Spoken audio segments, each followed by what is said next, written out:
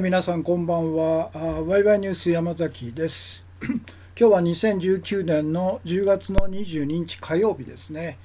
時間が今日も30分ぐらい遅れましたね。日本時間の夜の9時31分ということです。昨日は大幅に遅れまして、今日は30分ぐらいの遅れということで、ですと。ワイワイニュースライブ今日の放送は通算で2872回ということで、いつものように、ツイキャステレビの媒体を使って一元放送をしておりますと。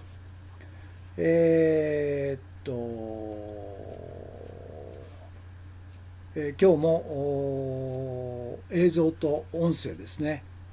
順調に配信されているということですね。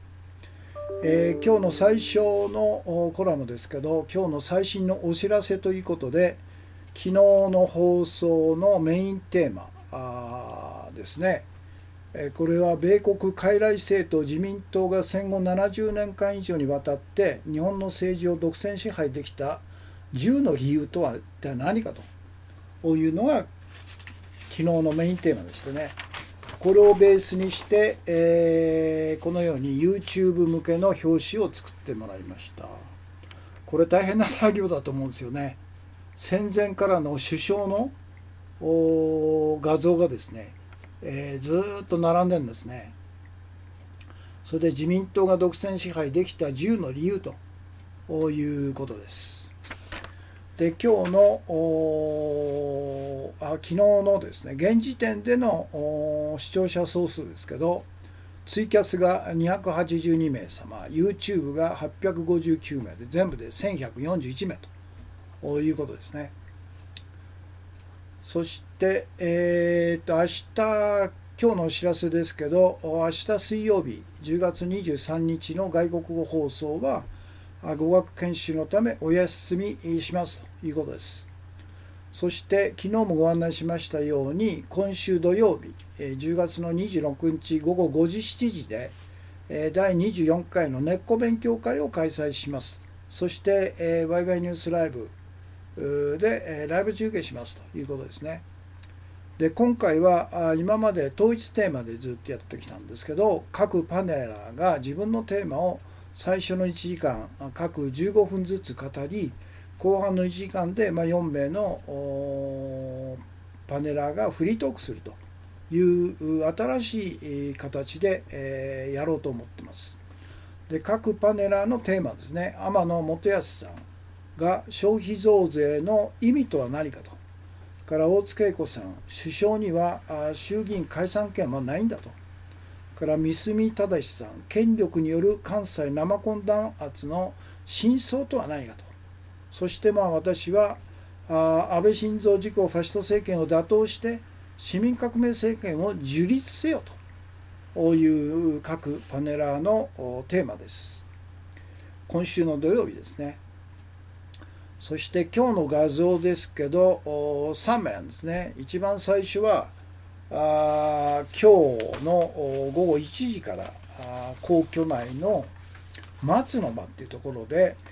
即位霊正殿の儀っていうのなんですか。これが新しい天皇が即位を宣言すると。世界に向けて宣言するということで、なんか世界各国から2000名の人が集まって、これ万歳してるんですね。というこれ AFP の記事の中の画像ですね。で、私このトピックスの中トップかなで取り上げましたけど、まさにこれは神道の行事なんですよね。ということは憲法第20条の第3項、いかなる政府国家権力は宗教的活動をしてはならないという憲法第3条の第20条の第3項に明白に違反してるんですよね。で、この儀式のために、新天皇が即位するというさまざまな儀式のために総額160億円もの税金が使われると。で、その中で今日のこの何ですか、即位霊正殿の儀これにはなんかおみこしみたいなこのあれがありますけど、この新しく建築した費用含めて10億円が使われてるんですね。とんでもない税金が憲法違反の公然とした憲法違反、これ誰が見ても神道ですよね。宗教的儀式ですよね。憲法第20条第3項に明白に違反しているということで、私のコメントとしては、もうこの160億円で、今日の即位、霊正殿の儀の10億円は税金では支払うなと、政府と宮内庁関係者が私費で払えということですよね。憲法違反ですからね。そして、2つ目がですね、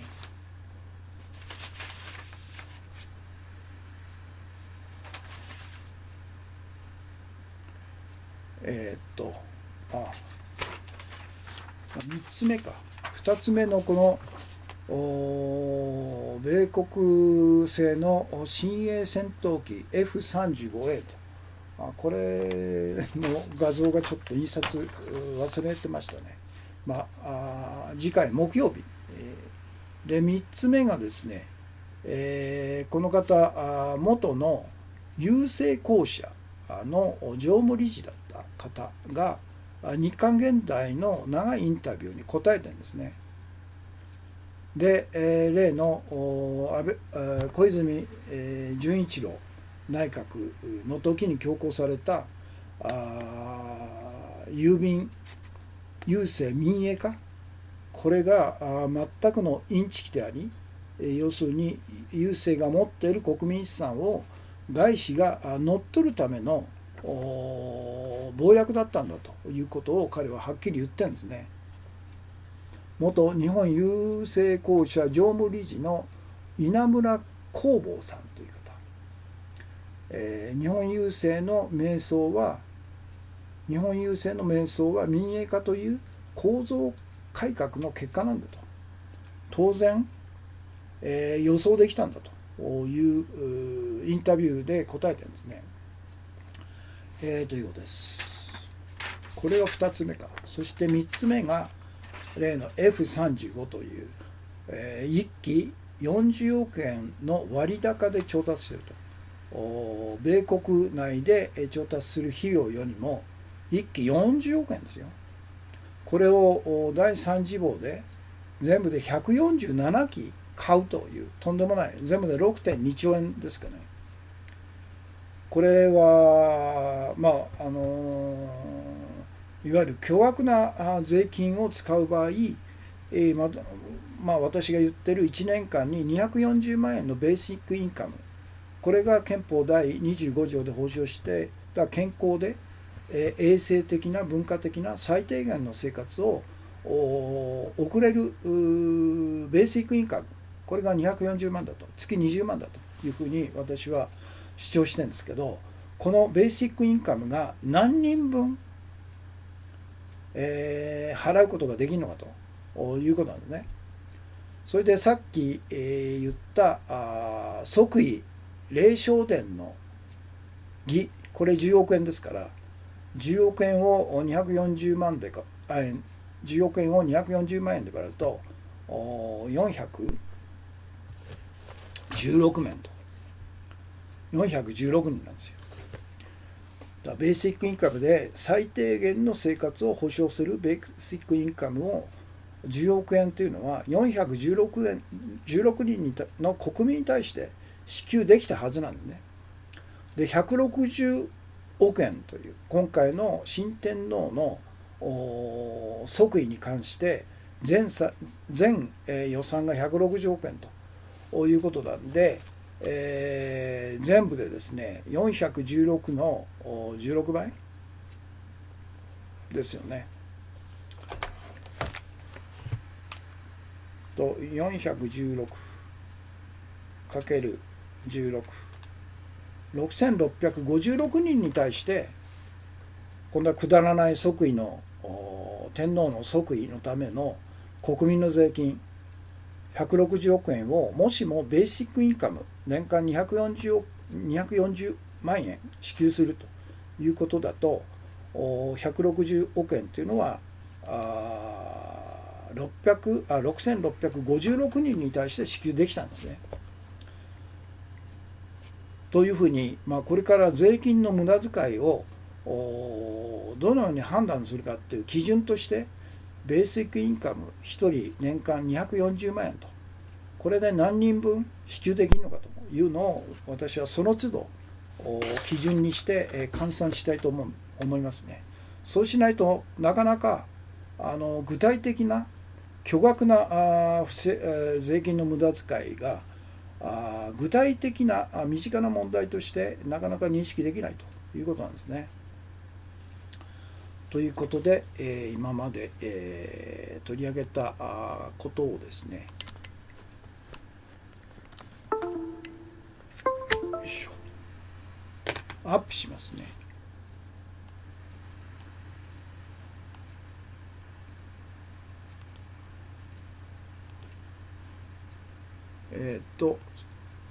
昨日のメインテーマの YouTube 向け表紙ですね。これの現時点での視聴者数1141名様と。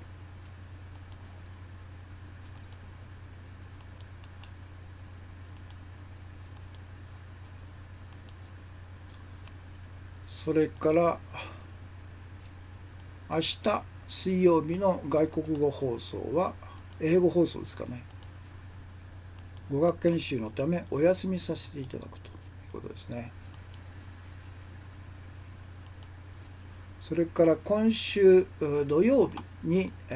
台風で延期になりました第24回根っこ勉強会を5時7時で、開催し、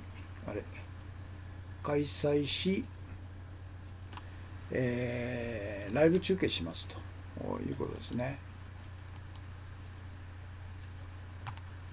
で、今回は統一テーマではなくて、各パネラーが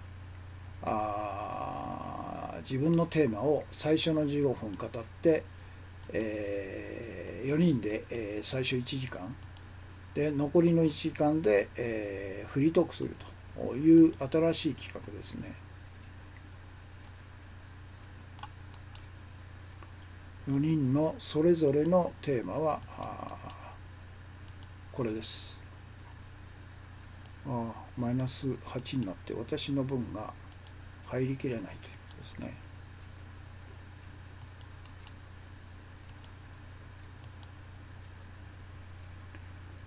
そして今日の画像ですね。今日の画像は今日の1時から皇居松の間で行われた即位礼正儀という神道そのものの憲法違反の行事ですよね。その写真よくやるよと誰も批判しないですね。これね、何なんですかね。10億円全部で160億円も税金の無駄遣いをするということになんで黙ってるんですかね、みんな。それから郵政民営化は完全に外資向けの謀略だったというふうにちゃんと言ってるんですね。元の郵政公社の常務理事の方が稲村光坊さんという日刊現代の長いインタビュー記事ですね。それから印刷をし忘れましたけど、この米国製の新鋭戦闘機 F35A と、これがアメリカでの購入価格のから比較すると1機40億円、高くなっているということで、とんでもないことが起こってるんですね。もう言いなりですよね。会計検査院が指摘したということで、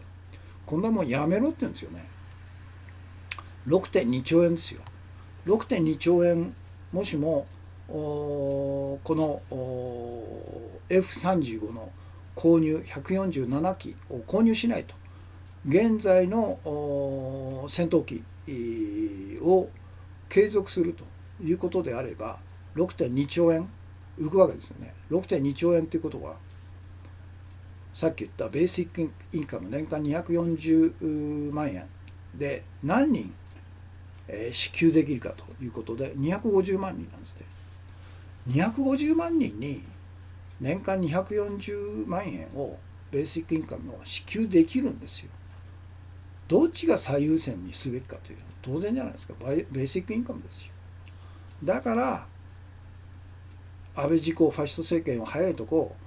打倒しないといけないと、市民革命政権を樹立しなくてはいけないというところにつながるわけですよね。自民党が政権のままいれば、自公政権が政権のままいれば、ずっとこのような優先順序が全く真逆の政策が巨大な国民資産を使って強行されると、国民はますます疲弊すると、貧しくなると、貧困の中で殺されると、そして戦争に動員されると、そして警察、検察、裁判所によって弾圧されるというとんでもない世界になりますんで、早いとこ自公政権を打倒するということがもう至上命令ですよね。ということです。皆さんからの大震災の直後なのに即位の礼強行の安倍政権と皇室の質素に意思も尊重せずという、これは日刊現代の記事で私も取り上げますね。それと翔さん、翔霊白さんかな、コンティニューコイン配信ありがとうございました。それから砂月金さんですね。毎回、初めてご覧の方へということで、山崎氏のキャスは一言一行コメントが集団嵐行為があってから禁止と。このキャスの目的は情報の拡散共有、ご賛同なるツイッター連携で、拡散共有お願いしますという、いつもありがとうございます。から砂月金さん、今日のメインテーマですね。東京新聞政治部井上、俊介記者の署名記事に対する公開質問書だと、今日のメインテーマですね。から砂月金さん、コンティニューコインが2枚ですね。そして石森さん、山崎康彦氏、ワイワイニュースライブ配信スタートしましたと。から石森さん、お茶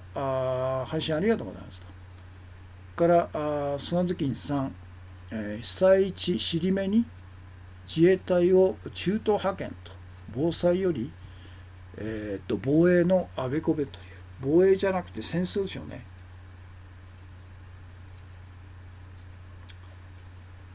それから砂月金さん、10.17 日経新聞社前抗議行動緊急抗議行動と、イスラエル軍を称賛する日経ビジネスイノベーションフォーラムを中止しろと。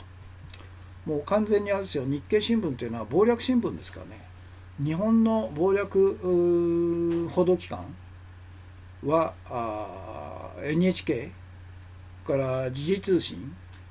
それから共同通信、そして、読売新聞、産経新聞、そして日経ですよね。そして電通がいると。すごいですよね、日本の謀略機関だから共同でしょ、から時事でしょ、それから電通でしょ。これが3つとももともと源流が同じなんですね。満州帝国通信社という謀略機関がもともと元なんですよ。それが戦後3つに分解したということなんですね。それと NHK、 これ CIA が作ったようなものですよね。そして読売、これも正力松太郎が社主社士かな、社士だったんですけど、彼も CIA のエージェント、岸信介と同じように CIA のエージェント名をもらった人間ですよね。永久戦犯で、やはり CIA になることを強要されて命死刑にならなかったということですよね。それと産経新聞、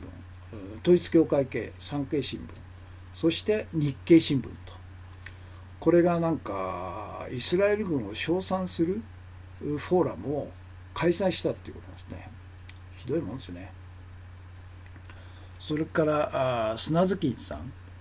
大地震は巨大台風から4年以内にやってくるという、関東大震災の時も台風が来たということで、 IWG はフロリダ国際大学ウトン・ウィンスキー准教授に、直接取材したということですね。それから処分撤回を求めて 10.20 集会大成功ということで、これは脅威抗議行動ということですね。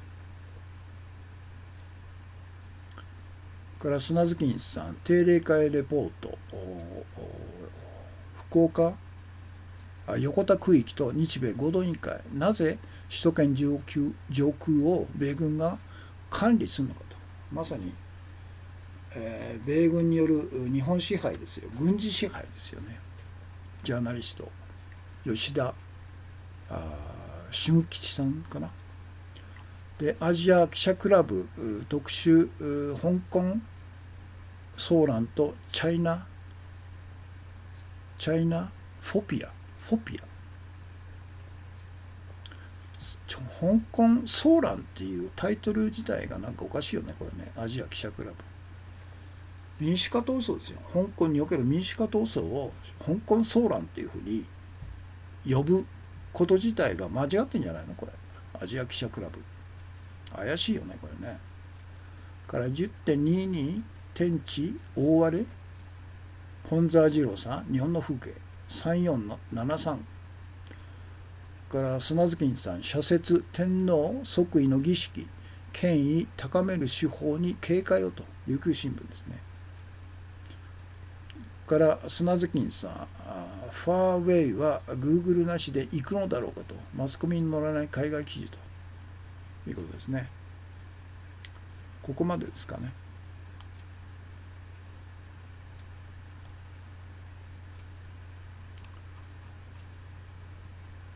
土山純一さんですが、お茶爆店配信ありがとうございます。コンティニューコイン2枚ですね。いつもありがとうございます。そして次に、今日のそうか、新しいコラムで貸して訂正版のブログ記事ということで、昨日のメインテーマの台本と、それから今日配信したテーマで貸し訂正したんですね。時たまあるんですよね。1日経つと台本の時には考えが及ばなかったことを解説したいと、あるいは間違ったところを訂正したいということになるんで、それが起こった時に、このように、新しいコラムとして過失訂正版のブログ記事を再掲するということですね。昨日の放送のメインテーマを過失訂正して本日配信しました今日のブログ記事を再掲するということなんで、だからタイトルも10項目じゃなくて12項目になったんですね。2つの項目がプラスされたということで、傀儡政党自民党が戦後70年間以上にわたって日本の政治を独占できた12の理由とは何かということを、これがブログ過失訂正版なんですね。そして、付け加えた12っていうのは、歴代自民党政権は政権野党が持つあらゆる利権特権を大企業や業界団体や宗教団体や労働組合などに分配し、その見返りに組織選挙による自民党への投票をさせてたと。だから政治の独裁が支配ができたんだと。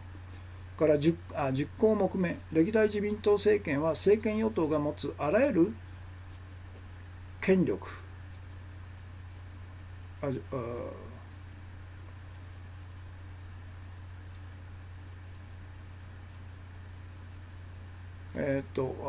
か。自民党政権は政権与党が持つ国家権力ですね、警察、検察、裁判所、税務署とマスコミを使って自民党政権に反対する野党勢力やリベラル勢力や戦闘的な労働組合の組織と個人に弾圧を加えて潰してきたと。これが11番目か。そして12番目、歴代自民党政権は総務省管理下の選挙管理委員会と公明党創価学会を使って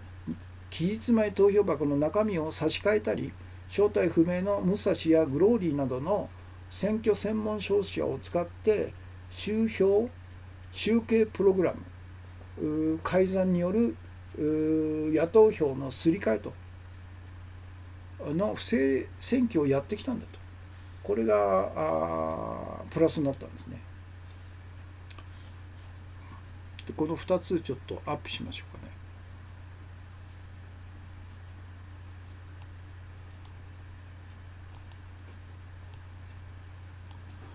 ね。あらゆる権力を使うんですよね、彼らは。だから今関西生コン組合に対して徹底的な弾圧を繰り返していると。これは単に警察だけじゃなくて検察とそれから裁判所もそうなんですね。日本の場合全部一体化しちゃってるんですよね。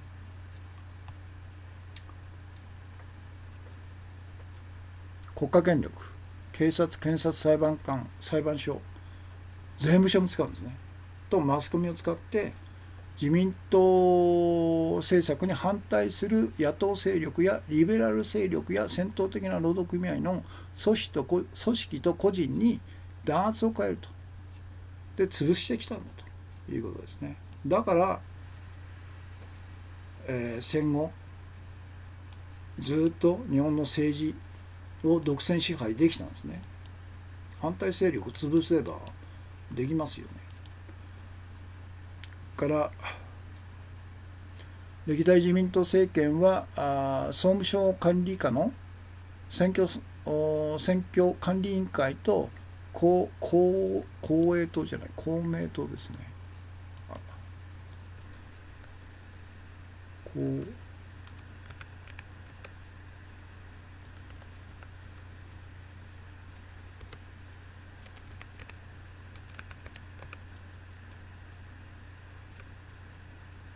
公明党創価学会を使って期日前投票箱の中身を差し替えちゃうと。あるいは正体不明の武蔵やグローリーという選挙専門商社を使って、集計プログラムを改ざんして、野党票を自民党票に、不正集計するということをやってきたんですね。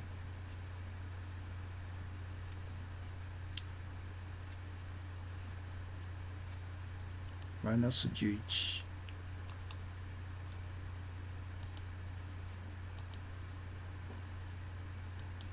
この12ですよ。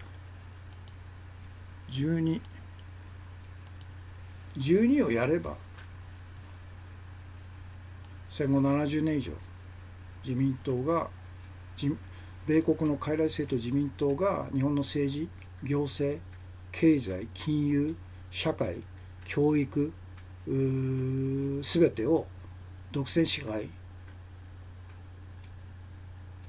できたわけですよね。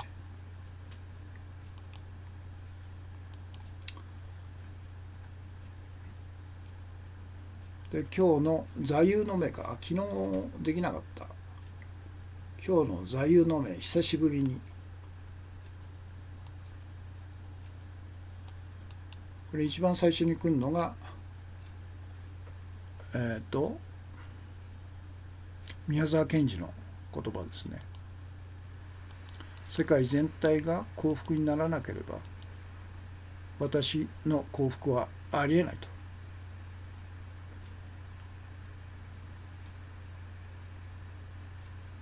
世界全体が全体幸福にならないうちは個人の幸福はありえないと。宮沢賢治から世界に対する大なる希望をまず起こせと。強く正しく生活しようと。苦難を避けずに、直進せよと。若者に対する宮沢賢治の激励文ですね。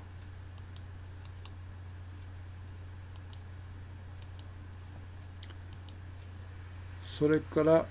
国民は自然権としての抵抗権、革命権を持ってんだと。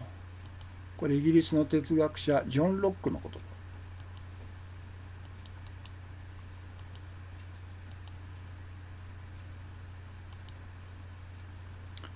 で、政府が権力を行使するのは国民の信託によるものであり、もし政府が国民の意向に反して生命、財産や自由を奪うことがあれば、抵抗権、革命権、反抗権を持って政府を変更することができるんだと。これは自然権として国民は固有に持ってんだということですよね。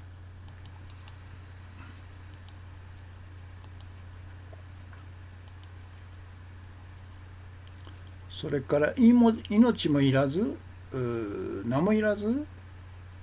官位も金もいらぬ人は始末に困るものなりと。この始末にも困る人ならでは困難を共にして、国家の大業は成し得られないと。西郷隆盛のこと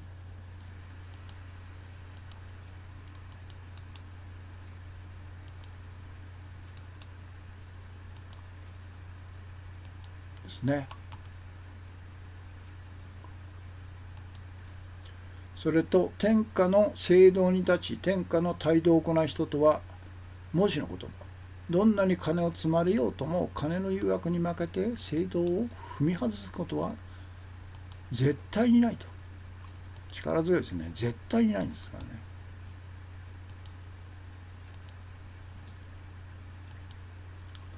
そしてどんなに貧しくなろうとも志を曲げて金のために悪を働くことは絶対ないと。どんなに権力が脅しにかかろうとも命を惜しんで屈服することは絶対にないと。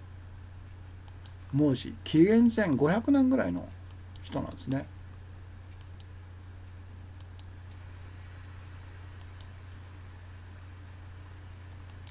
そして南アフリカアパルトヘイト、人種隔離政策反対闘争のリーダーネルソン・マンデラの言葉と。絶敗闘争か。マンデラさんの言葉。彼は国家反逆罪で27年間ですよ。獄中生活を強いられ、後初代の黒人南賀大統領に選出されたと。すごい人ですよね。27年間ですよ。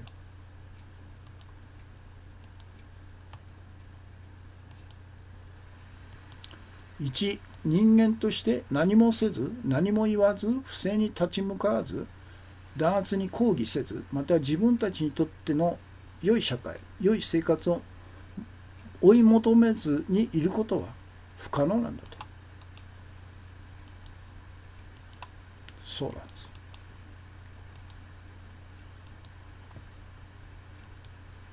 それから人間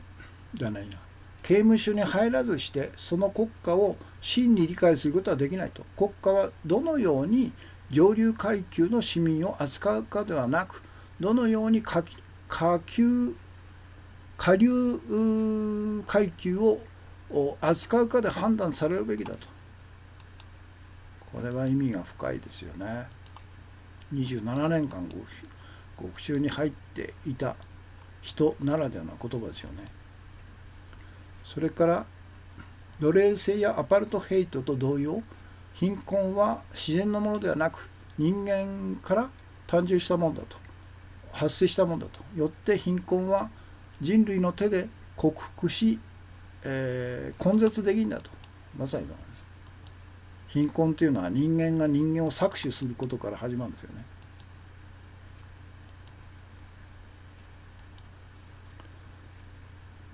から私にこれそうだ。それから次、私に一国の通貨の発行権と管理権を与えようと。そうすれば誰が法律つけようとそんなことはどうでもいいと。これは初代のロシアド商会創設者マイヤー・アムシェル・ロシアードの1790年の言葉。フランス革命の真っ最中ですよ。だからフランス革命で誰が議会を支配しようが法律を作ろう関係ないと。自分たちは一国の通貨の発行権を抑えるんだと。抑えればこっちのもんだというふうに言ってるんですね。から彼の妻ですね、グートレ・ロシアイド。私の息子たちが望まなければ戦争が起きることはありませんと。逆に言えば自分たちの息子が戦争を望めば戦争になるよと。5人の息子と5人の娘の母親なんですね。から天皇裕仁は戦争犯罪人でありファシストであり5000万人のアジア人を殺した最大最高の元凶であると。これ井上、清さんの書かれた天皇の戦争責任というこの本にちゃんと書かれてるんですね。ここまではっきり言う学者ってもういないんじゃないですか。から彼らが最初共産主義者を攻撃した時とドイツのルター派牧師であり反ナチ行動で知られるマルチー・ニーメラーの詩ですね。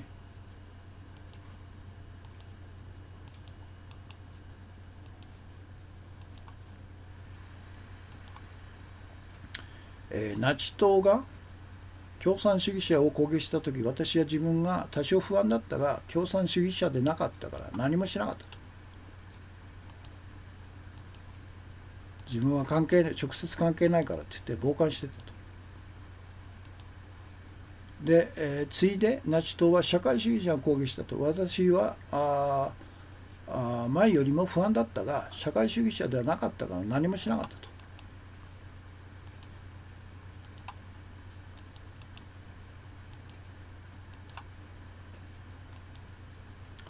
そしてついで学校が、新聞がユダヤ人等々が攻撃された。私はずっと不安だったがまだ何もしなかったと。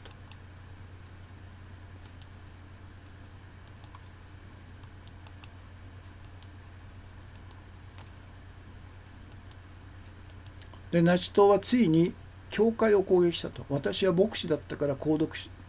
たと。しかしそれは遅すぎたと。そういうことですよね。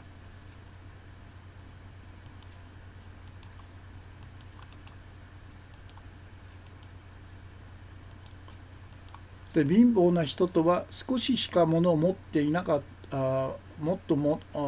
しか少ししか物を持ってない人ではなくて、無限の欲がありいくらあっても満足しない人のことだと。これは古代ギリシャの哲学者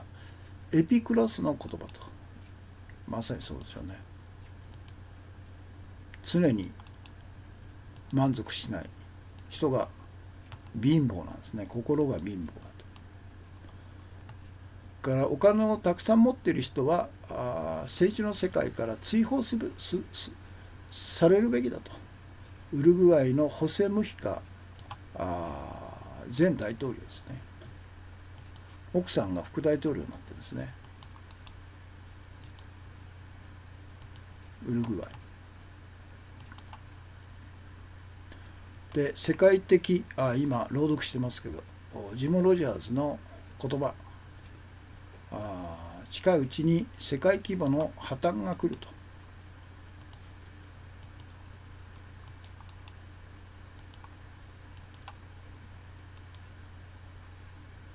安倍首相は日本を破滅させた男として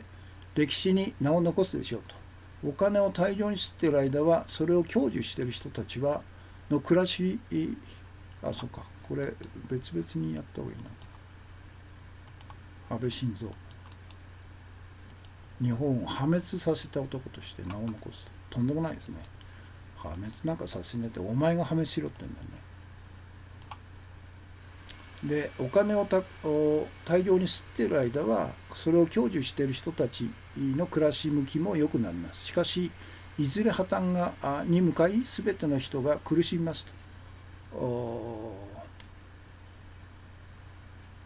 金融緩和でいい思いをした人たちも一緒ですと。破綻するのは金融経済が破綻するんですよね。そして実体経済が破壊されるという。実体経済だけだったら破綻しないんですよ。政府債務大きさゆえ一旦破綻が起きると通常よりも大規模になると。安倍首相も日銀も世界経済にとっては非常に危険だと。まさにそうですよ。金融経済を膨張させ実体経済を破壊しているということですよね。日銀も世界経済です。世界経済じゃない、世界経済。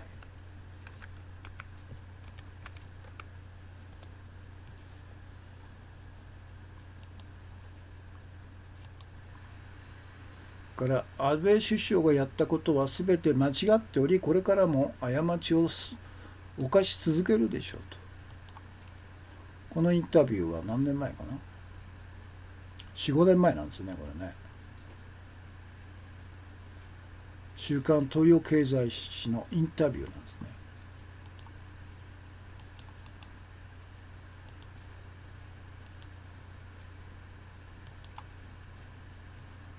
ね。で、円安誘導は最悪ですと。自国通貨を破壊することで地位が上がった国はありませんと。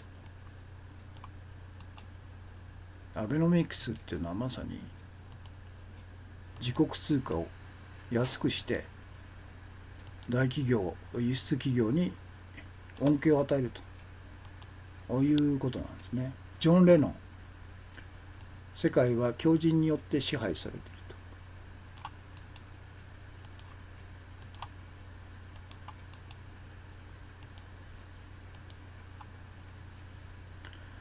社会は全て強靭によって動かされていると。気違いじみた目的を達成するために僕はこのことに15、16歳とか17歳、12歳とかずっと幼い時に気がついたんだと。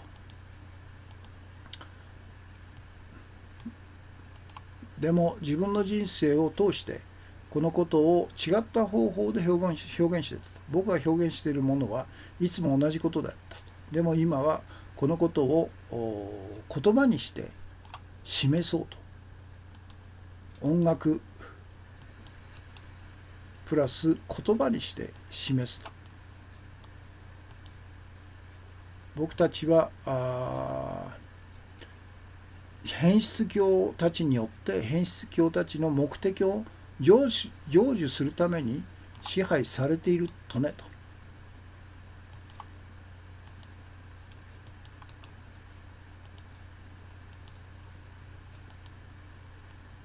イギリス政府やアメリカ政府、ロシア政府、中国政府が実際にやろうとしていること、その方法や目的を紙の上に書くことができるならば、彼らが何をやっているのか僕はぜひ知りたいと。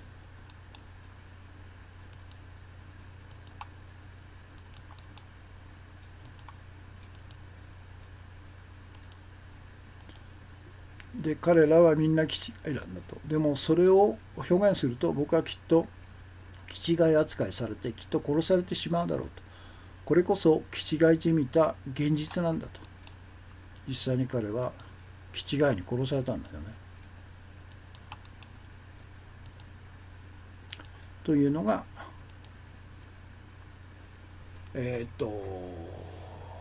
座右の銘ですね。久しぶりですね。で今日の注目情報ですね、先ほど言いました日刊現代の長いインタビュー、日本郵政公社の元常務理事だった稲村光坊さん、日本郵政の迷走は民営化という構造改革の結果なんだと、これの URL ですね。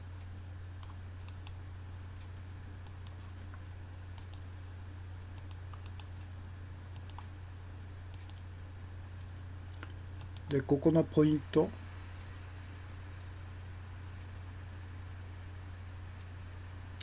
でかんぽ生命の不正のニュースを聞いてどう受け止めますかと、受け止めましたかと、やっぱりなと思いましたと、怒るべくして怒ったのと言いますと、メディアでは過大なノルマや国の信用を背景にした悪質手口といった現象面だけが報じられています。根っこにあるのは郵政民営化という構造改革が招いた結果だと思ってますと。2015年に小泉政権が郵政民営化法を成立させ、2007年に日本郵政グループが発足しましたと。官から民へとの大命題のもと、郵便簡易保険、郵便貯金が民営化されたと。官保とゆうちょが保有する世界最大規模の国民資産を有効に使うという大義が掲げられましたが、実際には上場を通じて外国に郵政株を買わせることで資産を外国に投機的に持ち出し、利益を場外移転させることが目論見だったと。国民の資産を返還してからならばどうしようと勝手ですが、公の財産を自分のものにする私物化だったんだと。ここですよね。そんなよこしまな芝生から進められた事業が行き詰まっていると。ゆうちょは民営化で銀行法の下に元におかれましたとが無理筋ですと。銀行は査定能力があり、金を貸して身ぐるみ剥がしても取り返すが、郵便局にはそんな力はないと。そもそも金貸し銀行ではないのです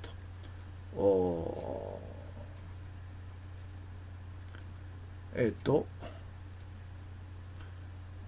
暗黙の政府保障のもと1000万円を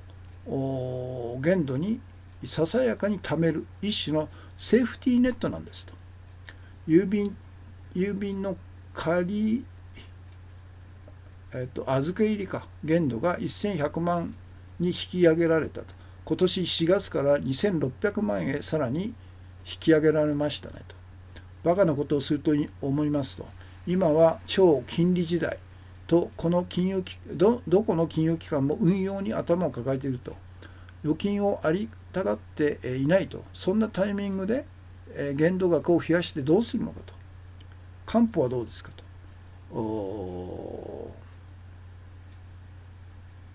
官報を生命保険法の下に置いたのも間違いでしたと。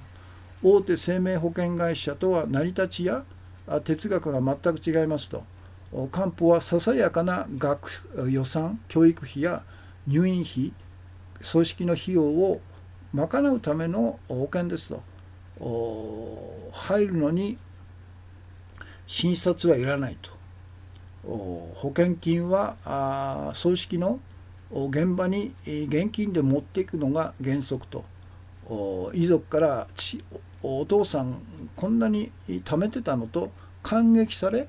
現金を持参した郵便局員も感謝されましたと。そうなんだね。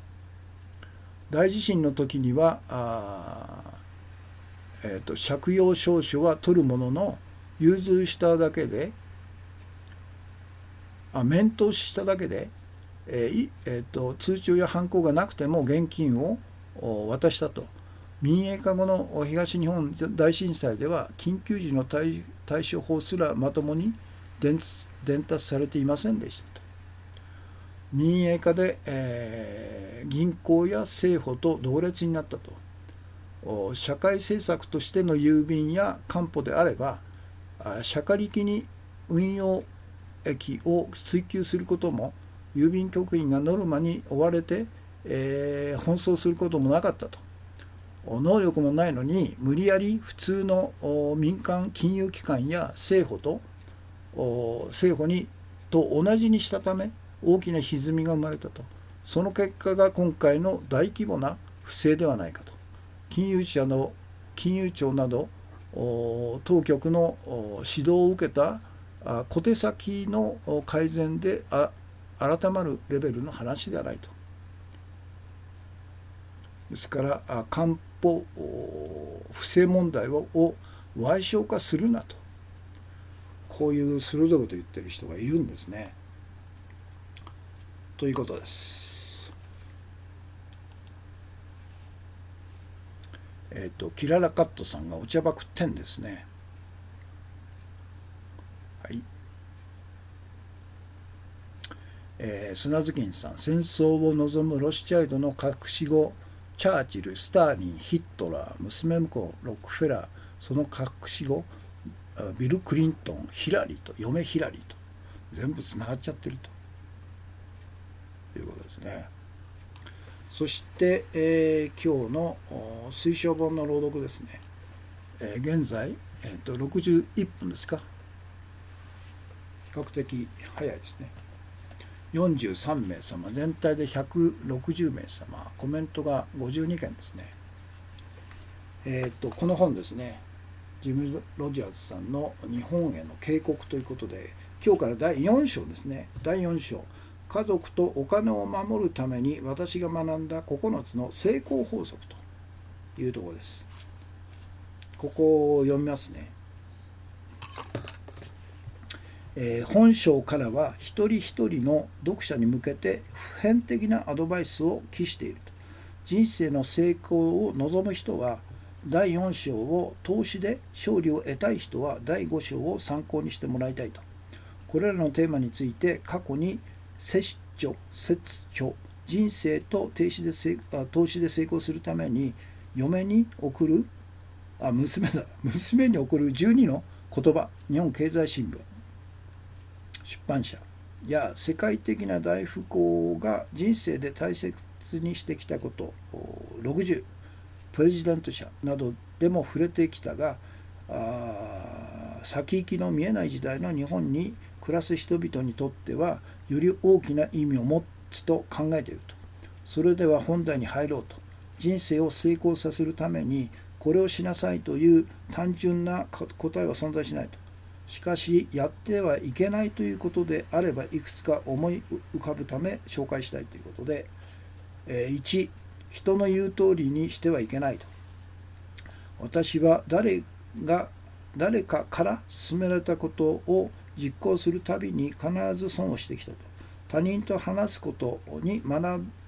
びがないと言いたいわけではないと。耳を傾けることは大切なことだが、それでも私は人の言葉を漫然と信じ、そのまま受け入れるといった態度は慎むべきだと考えると。誰もが同意するような社会通念がある場合、人はつい何も考えずに受け入れ行動してしまうと。しかしちょっと待てよと落ち着かなくてはならないのだと。もし空が青いとみんなが言うのであれば、少なくとも窓の外を自分の目で見てみようと。ほとんどの人はあの人が空は青いというのだからそうなんだろうと思うだけで、決して自ら確かめようとはしないと。だから失敗をしてしまう。たとえ空が実際に青かったとしても、そのことを自ら確かめようとする者はそうではない者よりも成功できる可能性が圧倒的に高いと。1970年頃の話をしようと。当時の原油は1バレルたったの3ドルで、誰も見向きもしなかった。みんなが原油に投資するなんて、最低だと言っている頃に、私は積極的に原油に投資したのだと。周囲の人間は気でも狂ったのかと私を止めようとしたが、私は彼らの意見を聞き入れなかったと。なぜなら自分自身で全てを調べた上での決断だったのだから。そして周りの人々は私の言葉を聞いても実際に確かめようとはしなかったと。で、その後原油は私の予想通り高騰したと。当時の原油市場を私が調べた限り、原油の需要に対して供給が全く追いついていなかった。だから価格が上がることは必然だったのだと。需要が増えれば価格は上昇し、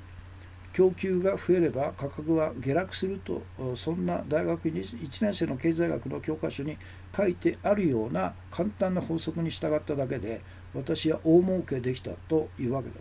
もしあの時人の話を受け入れ原油を慌てて手放していれば、むしろ損をしていただろうと。1980年頃も私の常識に照らして原油は上がるとの結論を導き出したが、世間一般の認識は原油はダメだというものだったと。その時も私の予想通り原油価格は上昇したと。その後原油に否定的だった連中までも原油に投資しろと言い始めた頃を見計らい、私は原油を売ったと。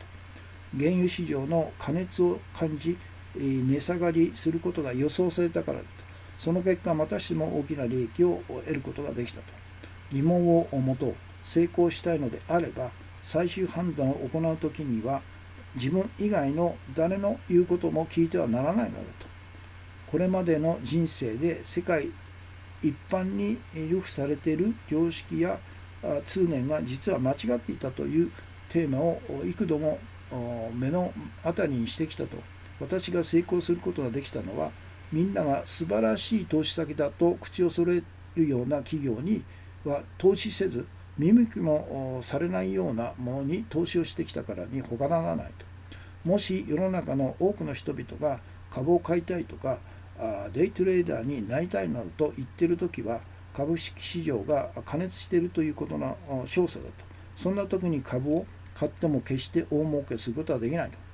自分できちんと事実関係を調べて判断する姿勢が身についていなければ、たとえまぐれで成功することはあっても決して長続きはしないだろう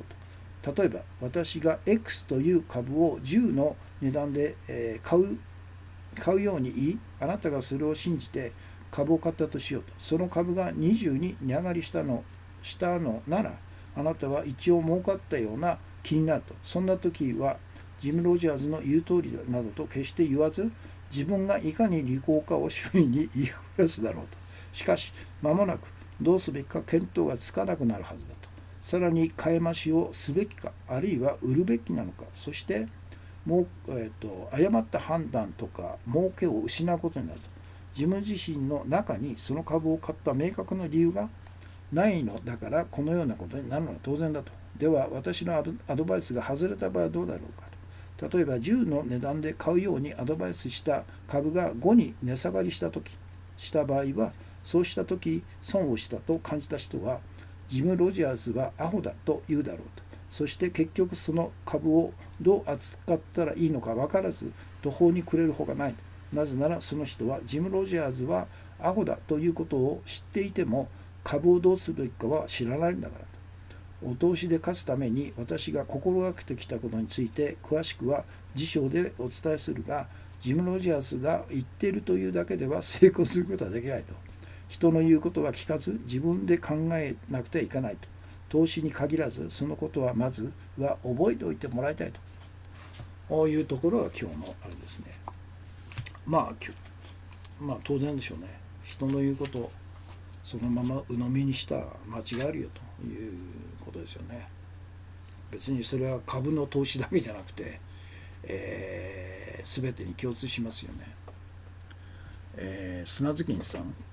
安全装置としての投資を果たしていた労働組合が潰されたからでもありますと。キララカットさん、お茶爆10ですね。はい。そしてようやく今日のテーマですね。今日のテーマ、東京新聞政治部井上俊介記者の署名記事に対する公開質問書と、昨日のメインテーマの中で取り上げましたことの続きなんですね。要するに昨日も取り上げましたけど、年内解散、野党ピリピリ、衆議院明日在任、在期折り返しという記事、東京新聞の10月20日付の記事を書いたのがこの井上俊介という政治部の記者なんですね。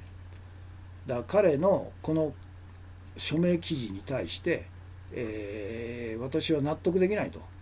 ということで、公開質問書を書こうかというふうに昨日メインテーマ放送の中で言いましたけど、早速書いたんですね。今日のメインテーマにしたんですね。で、私は2019年10月20日付の東京新聞井上俊介記者の署名記事、年内解散野党ピリピリ、衆議院明日在期折り返しを昨日読みましたが、首相に衆議院の解散権があるとの前提で書かれたこの記事には大いなる疑問を感じたと。で、以下に4つの質問をさせていただくということなんですね。で、第1の質問、井上俊介記者は首相は衆議院の解散権を持つことを大前提にしてこの記事を書いていますが、その憲法上の根拠は何ですかということですね。日本国憲法第41条には次のように規定されていると。国会は国権の最高機関であって国の唯一の立法機関であると。この国会は国権の最高機関であるということは、3つの国権、国会、内閣、最高裁判所の中で、国会が内閣と最高裁の上位に位置する国権の最高機関であることを規定していると。すなわち、内閣の上部に位置する国会を下部に位置する内閣の長である首相が勝手に解散する権限がないことを規定してんだと。で、私は歴代自民党政権の首相が事あるごとに衆議院の解散権を首相の専権事項であると言って、野党が分裂している時や野党に資金がない時を狙って衆議院を解散して総選挙を強行してきたことは、日本国憲法第41条の規定に明白に違反すると、憲法違反であると思いますが、井上俊介記者はどのようにお考えですかと。これが第一の質問なんですね。憲法第41条をどう解釈するかということですね。から第2の質問、もしも井上俊介記者が首相は衆議院の解散権を持つことの憲法上の根拠として日本国憲法第7条天皇の国事行為の第3項、天皇は衆議院を解散するの規定を持ち出すのであれば、衆議院を解散する行為は天皇の国事行為ではなくて天皇の国政行為そのものであると私は考えますが、いかがですかと。これは第2の質問なんですね。で、日本国憲法第7条天皇の国事行為には全部で10項目の規定があるが、第2項国会を召集すると第3項国会を解散する以外の7つの項目は全て公布する、公示する、認証する、授与する、切除する、儀式を行うといった天皇の国事行為そのものの文言になっていると。しかし日本国憲法第7条天皇の国事行為の第2項国会を召集すると第3項国会を解散するの文言だけは天皇の国事行為の文言ではなくて天皇の国政行為の文言になっているものと。で、本来の天皇の国事行為の文言であれば以下のようになるはずだということで、第2項天皇は国会の召集を公示する、第3項天皇は衆議院の解散を公示するということですよね。で、第3の質問、日本国憲法第7条天皇の国事行為の第2項と第3項の天皇の国事行為の文言は日本国憲法第4条で禁止されている天皇の国政行為の文言に差し替えたのは誰だと思われますかと。私はこの文言の差し替えを唯一できた人は、日本国憲法を起案し、1947年5月3日に制定した当時の GHQ マッカーサー総司令官だと思いますが、あなたはいかがお考えですかと。第4の質問。日本に国会と地方議会合わせて議会が1690ありますが、衆議院を除く1689の議会は全て任期ですね、通常4年が経過した時点で議会が自然解散となり選挙が行われると。で、唯一衆議院だけが行政のトップである首相が解散権を持って自分の都合で自由に衆議院を解散できるということはおかしいと思わないですかと。それで参考資料として、井上俊介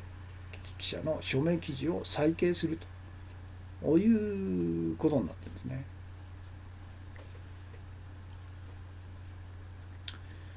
ということです。砂月さん、問題は国会議員もその程度の人物が多いということ。井上記者はどっぷりと作られた常識に、使っているのに気がつかないのでしょうかと。だからあれですよね、記者クラブ制度の中にどっぷり使っちゃってるんですね。だから首相に衆議院の解散権があるんだってことに、全然疑問も感じないと。こういうことでずっと育ってきたんじゃないですか、東京新聞の中でも。安全、これは読みましたね。ということで、今日のメインテーマをアップします。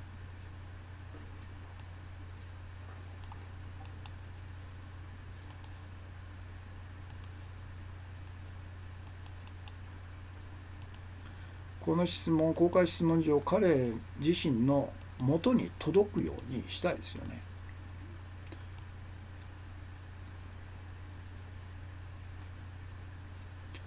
この記事には大いなる疑問を感じましたので、以下4つの質問をさせていただくということなんですね。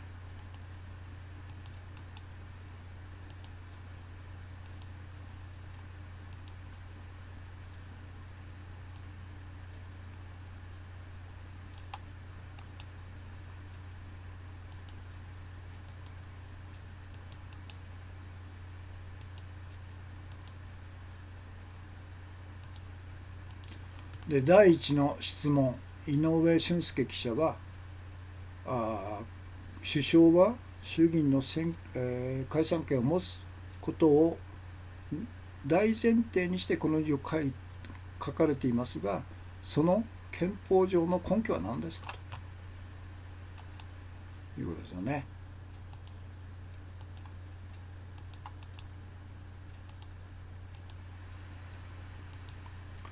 それで日本国憲法第41条にはこのように書かれていると。国会は国権の最高機関であり、国の唯一の立法機関であると。で、国会は国権の最高機関であるということは、3つの国権、国会、内閣、最高裁の中で、国会が内閣と最高裁の上位に位置する国権の最高機関であるということを規定しているんですね。ということ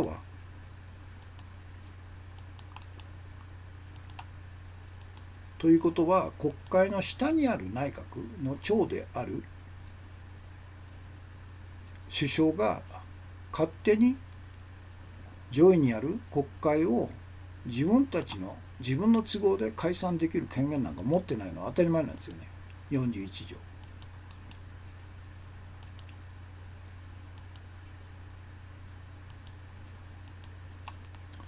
で、私は歴代自民党政権の首相が事あるごとに衆議院の解散は首相の専権事項であると言って野党が分裂している、野党に金がないという時を狙って衆議院を解散して総選挙を強行してきたことはこの憲法41条に明確に違反してんじゃないのと考えますが、あなたはどうですかということなんですね。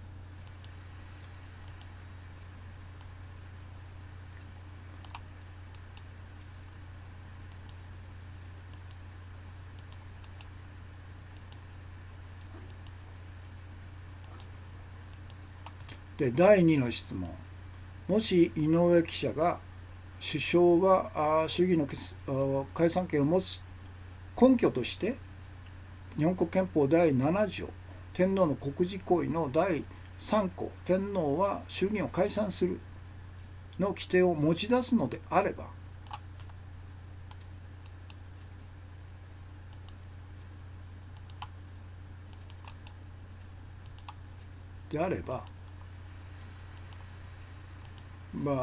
衆議院を解散する行為は天皇の国事行為ではなくて天皇の国政行為そのものだと私は考えますが、いかがですかと。国事行為じゃないでしょうと。国政行為でしょうと。国政行為は禁じられてるんじゃないですか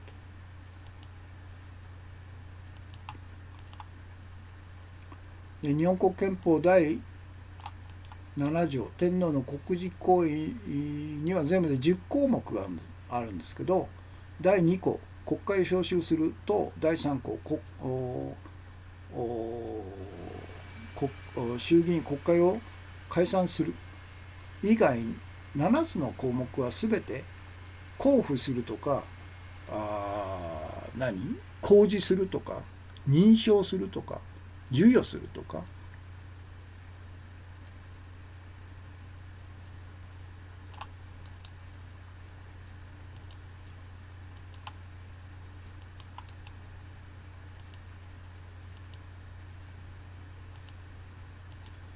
あるいは認証する、それから授与する、切除する、儀式を行うといった天皇の国事行為そのものの文言となっていると。10個のうちの8つか7つじゃないや、ちょっとここ間違えましたね。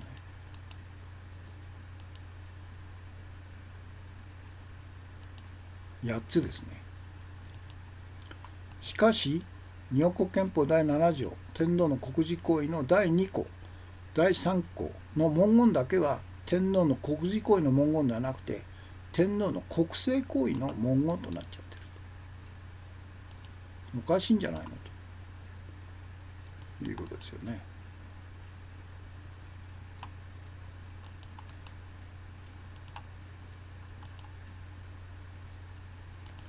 で、本来の天皇の国事行為の文言となったらこういう文言になるでしょうということで、第2項天皇は国会の召集を公示する。第3項天皇は国会の解散を公示するということですよね。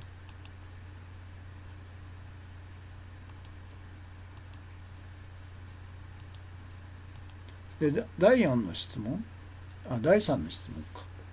日本国憲法第7条天皇の国事行為の第2項と第3項の天皇の国事行為の文言を日本国憲法第4条で禁止されている天皇の国政行為の文言に差し替えたのは誰だと思いますかという質問ですね。第3。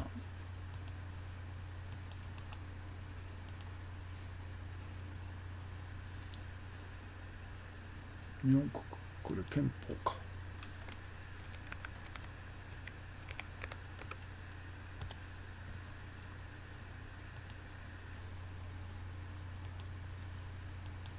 で、私はこの文言の差し替えを唯一できた人は日本国憲法を規範し47年5月3日に制定した当時の GHQ マッカーサー総司令官だと思いますが、あなたはいかがお考えですかと。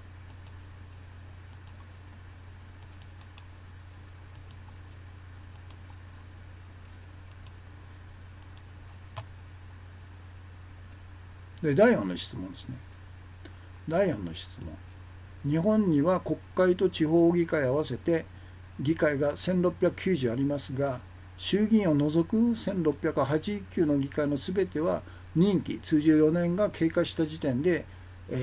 議会が自然解散となり選挙が行われると。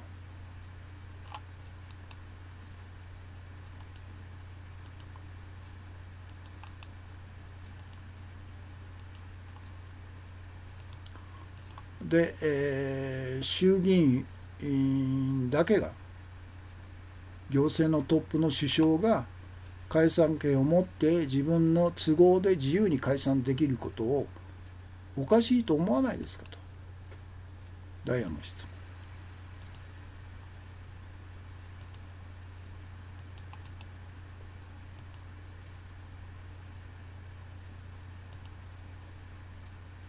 問。行われますと。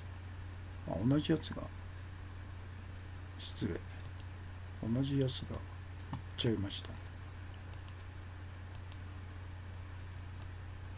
おかしいと思わないですかと。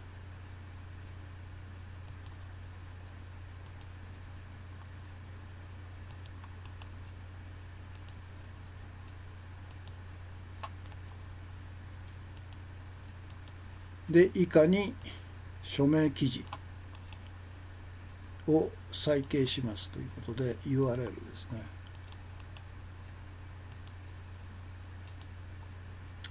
というのが今日のメインテーマでした。今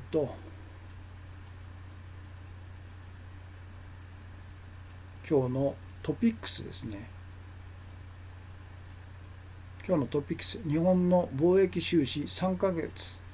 連続赤字と、対韓国9月輸出額 15.9%。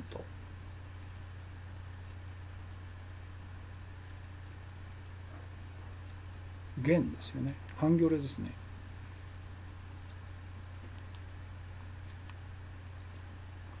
だから7月から始まって7、8、9と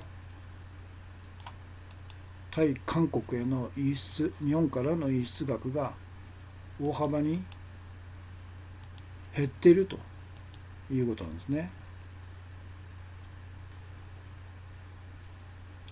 それで私のコメントですけど、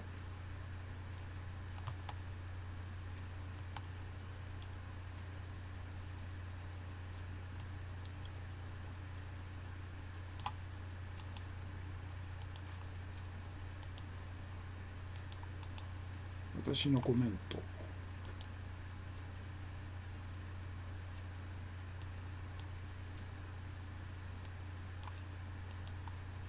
マイナス1か。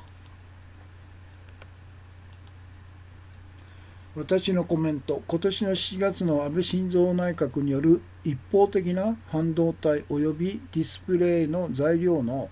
対韓輸出規制と韓国のホワイト国除外などによって韓国民の間で日本製品不買運動が広がり、日本から韓国向けの輸出がこの3ヶ月間で激減しているということですね。で、今年4月の1ヶ月でもビールを含む食品の輸出額は昨年同月比では 62.1%、 すごいですよね。 62.1% 減少したと。半導体製造関連も 55.7% 減少と。自動車は 48.9% 減少と。から韓国からの訪日客も 60% 減ったと。大打撃ですよね。これ安倍のせいなんですよ。これ安倍内閣ですね。安倍晋三個人と安倍内閣によってこのような大損害が生じたということですよね。でこれら全ての損害は安倍晋三内閣の誤った政策の結果であり、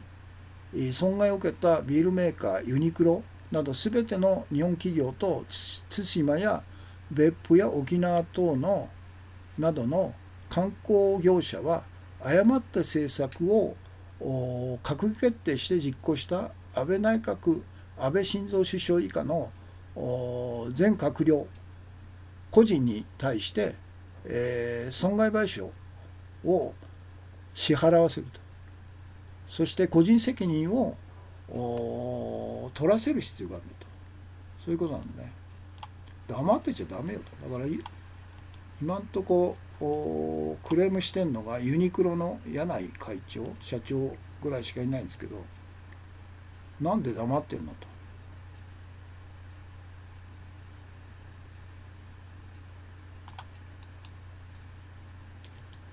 おそらく損害は1000億ぐらいなんじゃないですか。1000億を安倍晋三と安倍内閣20名個人負担せよと。損害賠償1000億払えと。1人50億。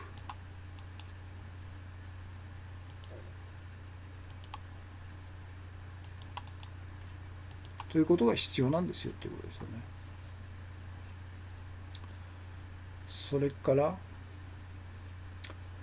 砂月さん、地方の観光地では韓国人観光客で成り立っているところもあると。バカみたいな政策と。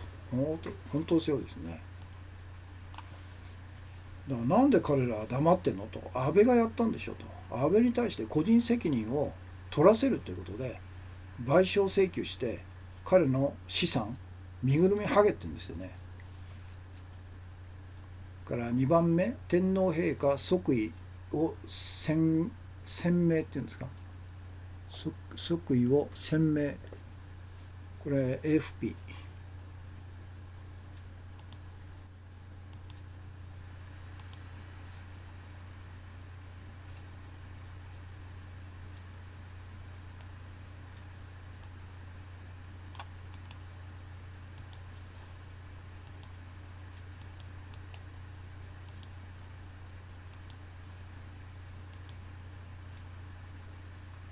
それからそっか。で、私のコメント、本日午後1時から皇居宮殿松の間で行われた新天皇の即位礼正殿の儀は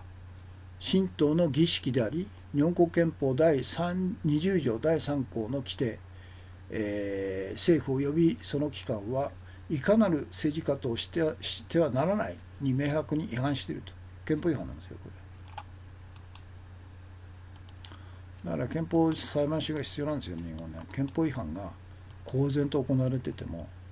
それを是正する機関がないと。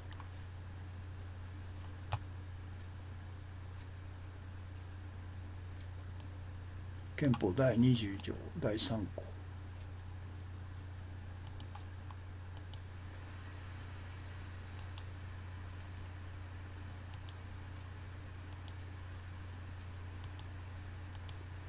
したがって即位礼正殿の儀の政府予算10億円、これはベーシックインカム年間240万の人に対して416人分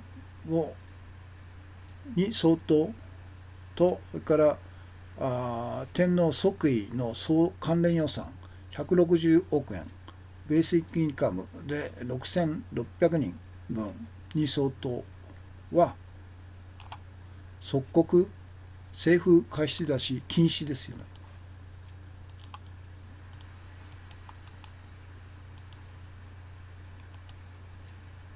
禁止して政府禁止すべきだと。あくまでも宗教行事を強行するのであれば、全ての経費は政府と宮内庁の関係者の個人で賄い、政府予算は1円も使うことはできないんだと。そういうことでしょう。160億円自分たちで払うよということですよね。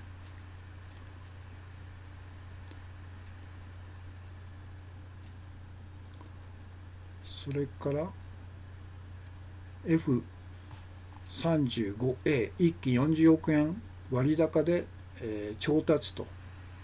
検査院が勧告ということで、とんでもないね。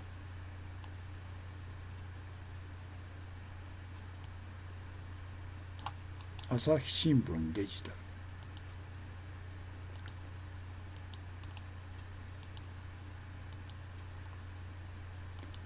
でこの記事に対して私のコメントがあったかな。これか。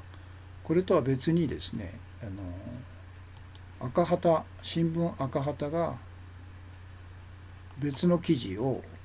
今年の1月に10日付、新聞赤旗の記事、こっちの方の記事に対して私のコメントを書いたんですね。これは F35 の調達147機調達するということなんね。総額で 6.2 兆円と中期防衛、中期防衛単価公表ということですね。1機116億円、維持費307億円、さらに上回る可能性と、30年運用ということで、私のコメント、F35 を1機米国から購入して30年間運用して維持すると353円かかるが、この金額は年240万円のベーシックインカムの14,600人分に相当すると。14,000人に相当するんですよ、これ1機で。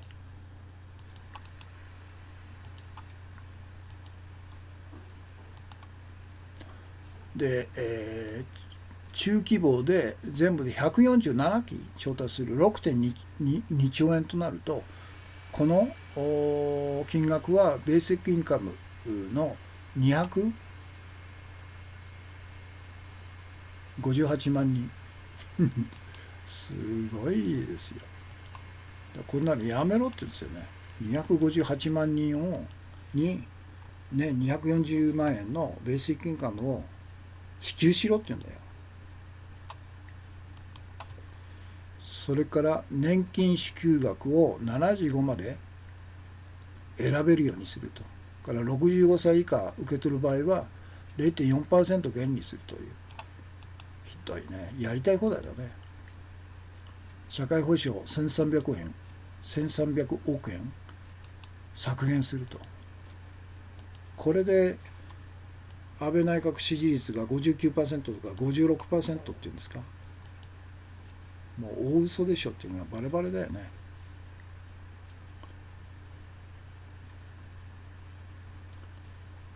そして A 下院はEU 離脱の採決認めず、ジョンソン首相に打撃ということで3ヶ月間、離脱を延期するように要請するという。もう大混乱だね、イギリスは。あんなバカな、ほんとバカな首相がとか大統領が世界を混乱に陥れてるっていう感じですね。日本の安倍とかアメリカのトランプとかイギリスのジョンソンとか。それから今日の重要情報ですね。台風被害の中で天皇の即位礼を大々的に開催する必要あったのかと。式典関連予算は平成よりはるかに多い1160億円という、これリテラですね。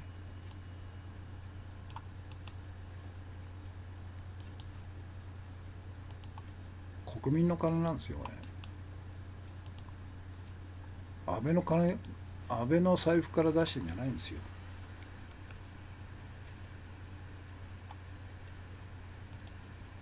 リテラ